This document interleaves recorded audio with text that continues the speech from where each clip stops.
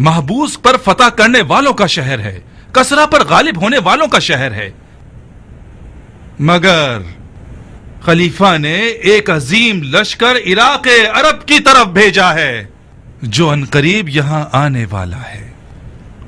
میں ابن زیاد فاتح خراسان امیر المومنین یزید ابن معاویہ سے وعدہ کر چکا ہوں کہ بدعتیوں کی جڑیں خشک کر دوں گا اور خشک کر دوں گا، بالکل اسی طرح جس طرح میں نے بصرہ میں کیا۔ زبان نصیحت سمجھ آ گئی تو ٹھیک ہے، نہیں تو میری زبان تازیانے اور تلوار کی ہے، سولی کی لکڑی اور گل و زنجیر۔ بیعت توڑنے والے چاہے کسی بھی قوم و قبیلے کے ہوں، ان کی جان، مال اور ناموس ہم پر حلال ہیں۔ آپ لوگوں میں موجود ہر قوم کے بزرگان بیعت توڑنے والوں کے نام و نشان لکھیں، کیونکہ اگر کوئی بیعت توڑنے والا پکڑا گیا اور اس کا نام اس کے قبیلے کے بڑے نے نہ لکھا ہو تو وہ بڑا مجرم ہے۔ خدا کی قسم اس زعیم کو اس کے گھر کے سامنے سولی پر چڑھا دوں گا۔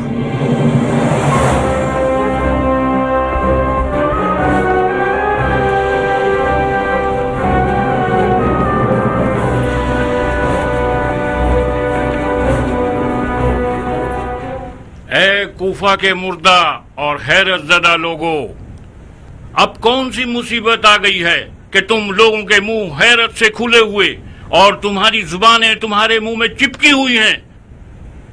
پھر تم لوگ سمم بکمن امیون کے مستاق بن گئے ہو۔ کیا یہ روا ہے کہ مرجانہ کا بیٹا خانہ خدا کے ممبر پر رجز خوانی کرے اور کوئی اس پر اعتراض نہ کرے؟ کیا خانہ خدا کا ممبر چنگھاڑنے کی جگہ ہے؟ کہیں ایسا تو نہیں کہ رومی توپوں اور منجنیق اور شام کے عظیم لشکر سے ڈر کے آپ لوگوں نے اپنا دین بیچ دیا ہے اور اپنے منہ پر مہر لگا دی ہے اور اپنے کانوں کو دروازہ بنا لیا ہے؟ پہلی بات تو یہ ہے کہ لشکر شام ایک دھوکہ ہے، جھوٹ ہے، سچ نہیں ہے۔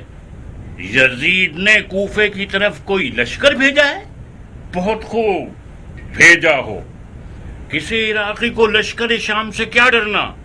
عراقی نے تو بارہا شامی سے پنجہ آزمائی کی ہے اور غالب رہا ہے۔ مرجانہ کے بیٹے نے مولا حسین کو ابو لہب اور جناب نوح کے بیٹے سے ملا دیا، جو کہ دونوں کے دونوں قرآن میں مغضوب الہی ہیں، مگر اس کے منہ میں خاک ہو کہ سنت پیغمبر اور احادیث نبوی سے کوئی بات نہیں کی۔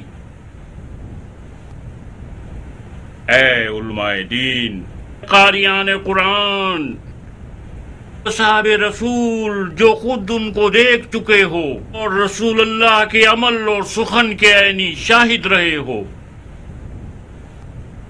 کیا رسول خدا نے نہیں فرمایا کہ میرے اہل بیت کی مثال کشتی نوح جیسی ہے کہ اگر اس میں داخل ہو جاؤ تو محفوظ ہو اور اگر اسے پیٹھ دکھائی تو ہلاک ہو جاؤ گے؟ اس شخص کو جانتے ہو بن حریث؟ یہی فرمایا ہے۔ جی ہاں امیر، ایک بے قبا کھجور بیچنے والا ہے، نیسم تمار کے نام سے مشہور ہے، علی کی پیر چومنے والے ساتھیوں میں سے ہے۔ شرابی کو خلافت پر تو پھر وہ شیعوں کے موٹی گردن والے بڑے لوگ کس قبرستان میں منہ چھپائے پھر رہے ہیں کہ ایک کھجور بیچنے والا میدان میں اتر آیا ہے؟ ابو لہب اور جناب مجھے توقع تھی کہ خانی ابن عروہ یا سلیمان سرد خزائی میدان میں آتا، نہ کہ یہ بے سروپا کھجور فروش۔ اس کے ہاتھ پاؤں باندھ کر دارالحکومت لے آؤ۔ جی امیر۔ جو وحی کی تعبیر و تفسیر کر سکتے ہو، عوام کو بدعتوں کا اصلی چہرہ کیوں نہیں دکھاتے تم لوگ؟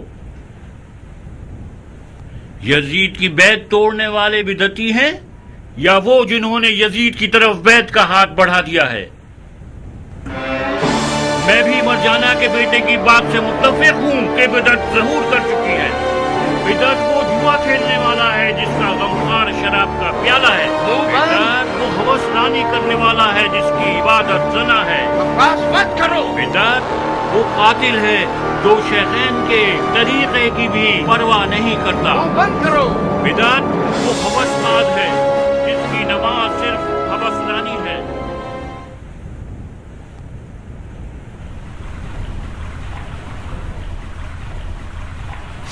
تمام مریدان علی کیا ایسی حلیے کے ہیں؟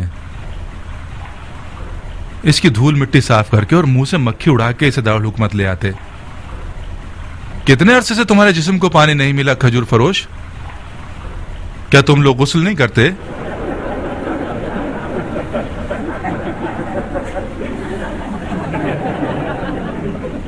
پہلی بات تو یہ کہ خاک پاک کرنے والی چیزوں میں سے ہے اور طہارت کر سکتی ہے. دوسری بات یہ کہ مکھی اور مچھر اس جہاں میں میرا خون چوس لیں، یہ کہیں بہتر ہے بنسبت یہ کہ یہ جسم قبر میں سانپ اور بچھو کی خوراک ہو جائے. تیسری یہ کہ یہ حرام زادے کی خاصیت ہوتی ہے کہ وہ تحقیر اور تہمت کے سہارے اپنے دشمنوں کو تکلیف دے، ورنہ نہ تو میں خاک آلودہ ہوں اور نہ کوئی مکھی مچھر میرے ساتھ ہے. بدتمیز! وہ بہت کمزور ہے امیر. یہ بڈھا ویسے ہی مرنے کے قریب ہے. اس نے اپنی روٹی کھا لی ہے اور کپڑے پھاڑے ہوئے ہیں. اس سے بحث کرنا صرف آپ کو تکلیف دے گا. حیف ہے کہ آپ اس جیسے کمزور سے لڑیں. اسے ایک دردناک طریقے سے ماروں گا. لے جاؤ اس کے حلق سے زبان کھینچ لو اور ایک کھجور کے پیڑ کی ٹہنی پر لٹکا دو تاکہ ساری خلقت اسے منہ کے پانی سے غسل دے. لا حول ولا قوت الا باللہ. خدا کی قسم میں جانتا تھا کہ تم کیا کرو گے. میں نے اپنی موت کی کیفیت بہت پہلے اپنے مولا علی کی زبان مبارک سے سنی تھی. علی؟ تم نے علی سے کیا سنا ہے بڈھے؟ میری موت کی داستان. مولا علی نے فرمایا تھا، میثم تم ایک بدکار عورت کے بیٹے کے ہاتھوں قتل کیے جاؤ گے کہ تمہاری زبان کاٹ کر تمہیں اسی درخت پر سولی پر چڑھائے گا جس سے تم روزی کھاتے ہو.